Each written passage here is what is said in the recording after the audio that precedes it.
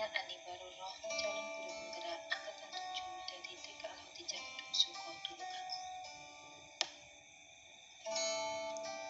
Pada kesempatan ini, saya akan memaparkan demonstrasi kontekstual dari filosofi Ki Hajar Dewantara tentang merdeka belajar serta implementasinya di sekolah tempat saya mengajar.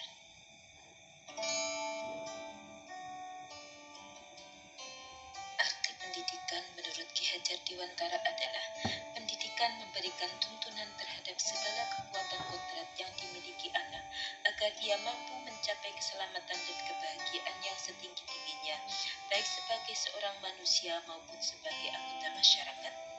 Dalam proses menuntut, anak diberi kebebasan, namun pendidik sebagai pamong dalam memberi tuntunan dan arahan agar tidak kehilangan arah dan membahayakan dirinya. Seorang pamong dapat memberikan tuntunan agar anak dapat menemukan kemerdekaannya dalam belajar.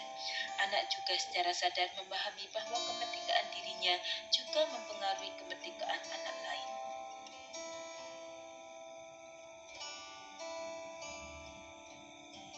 Ada 3 pokok dasar filosofi pendidikan menurut Ki Hajar Dewantara. Yang pertama, pendidikan yang berpihak pada murid. Pembelajaran yang memerdekakan anak adalah pembelajaran yang berpusat pada anak. Artinya setiap proses pembelajaran didasarkan pada kebutuhan dan minat anak dengan melihat hasil observasi yang menunjukkan capaian anak, hal yang ia senangi serta keterlibatan aktif anak pada kegiatan belajar. Yang kedua adalah menuntun sesuai kodrat anak. Menurut Ki Hajar Dewantara, pendidikan pada anak didasarkan pada kodrat alam dan kodrat zaman. Dasar pendidikan dengan kodrat alam adalah pendidikan dilaksanakan berdasarkan lingkungan tempat tinggal anak. Pemikiran Ki Hajar Dewantara tersebut saat ini dikenal dengan istilah pembelajaran berbasis kontekstual. Bila melihat dari kodrat zaman, pendidikan saat ini menekankan cara belajar murid dan berinteraksi dengan abad 21. Pendidik harus mampu mengembangkan pembelajaran sesuai dengan perkembangan zaman saat ini. Tentunya tidak meninggalkan norma-norma dan nilai kebudayaan bangsa. Seperti halnya Ki Hajar Dewantara mengingatkan bahwa pengaruh dari luar tetap harus disaring dan tetap mengutamakan kearifan lokal sosial budaya Indonesia.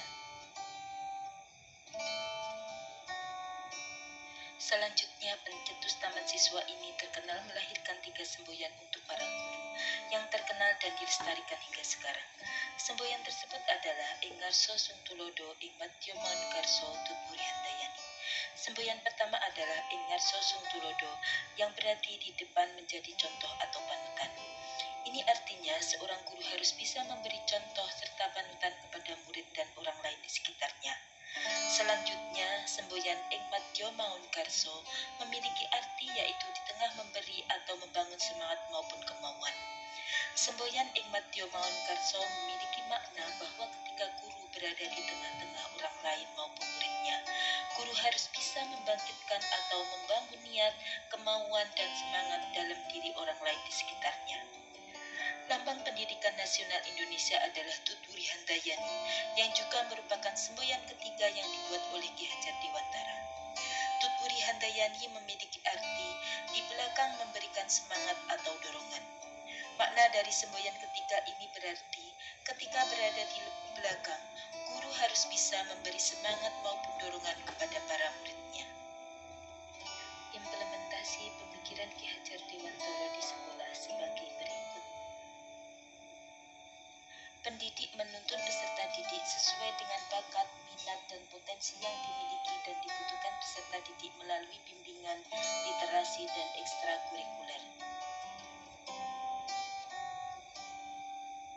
Kemudian dalam kegiatan pembelajaran, TK Al-Hotijah menggunakan model pembelajaran sentra, yang mana pembelajaran diupayakan berpusat pada anak dan mengeksplor kekuatan dan keunggulan masing-masing guru yang diterapkan dalam sentra. Ada 6 sentra yang dibuka, yaitu sentra imtak, sentra peran, sentra persiapan, sentra seni, sentra alam, dan sentra balok. Perencanaan pembelajaran yang bervariatif dengan mengupayakan media pembelajaran memanfaatkan teknologi dan alam sekitar atau situasi yang berbasis lingkungan sesuai karakteristik anak, sehingga media pembelajaran dengan menggunakan bahan konkret yang ada di sekitar lingkungan anak sehingga pembelajaran lebih bermakna dan menyenangkan bagi anak. Selanjutnya, selain menuntun dalam pembelajaran, pendidik juga menguatkan nilai-nilai karakter dan berbudi pekerti agar anak mencapai keselarasan hidup antara cipta, rasa, karsa, dan karya. Keselarasan hidup anak dilatih melalui pemahaman kesadaran diri yang baik tentang kekuatan dirinya, kemudian dilatih mengelola diri agar mampu memiliki kesadaran sosial, bahwa ia tidak akan hidup sendiri dalam relasi sosialnya, sehingga ketika membuat suatu keputusan yang bertanggung jawab dalam kemerdekaan dirinya dan kemerdekaan orang lain. Budi pekerti melatih anak untuk memiliki kesadaran diri yang utuh untuk menjadi dirinya dan kemerdekaan orang lain. Dalam penerapan pemikiran Ki Hajar Dewantara menemui tantangan di sekolah. Yang pertama, tuntutan orang tua yang menekankan kecerdasan hanya kognisi saja, tanpa melihat anak memiliki bakat dan minat yang berbeda. Yang kedua, pendidik kurang terbuka dengan perkembangan zaman dan teknologi yang semakin berkembang. Lalu bagaimana solusi yang dapat diterapkan untuk menghadapi tantangan tersebut? Yang pertama, sekolah menyelenggarakan pendidikan orang tua atau parenting untuk menyelaraskan pemahaman yang komprehensif tentang pendidikan anak usia dini. Dan sekolah membentuk kelompok pertemuan orang tua sebagai bentuk kepedulian, kerjasama, dan kontrol terhadap program-program sekolah. Yang kedua, guru harus lebih terbuka terhadap perkembangan zaman dengan mengembangkan diri dengan mengikuti KKG, pelatihan, workshop, dan seminar tentang pendidikan, dan berlatih menggunakan teknologi dalam pembelajaran bersama anak.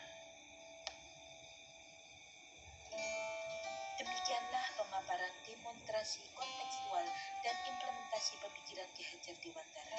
Terima kasih, salam guru penggerak, salam bahagia. Jadilah pemimpin pembelajaran untuk kemajuan pendidikan Indonesia.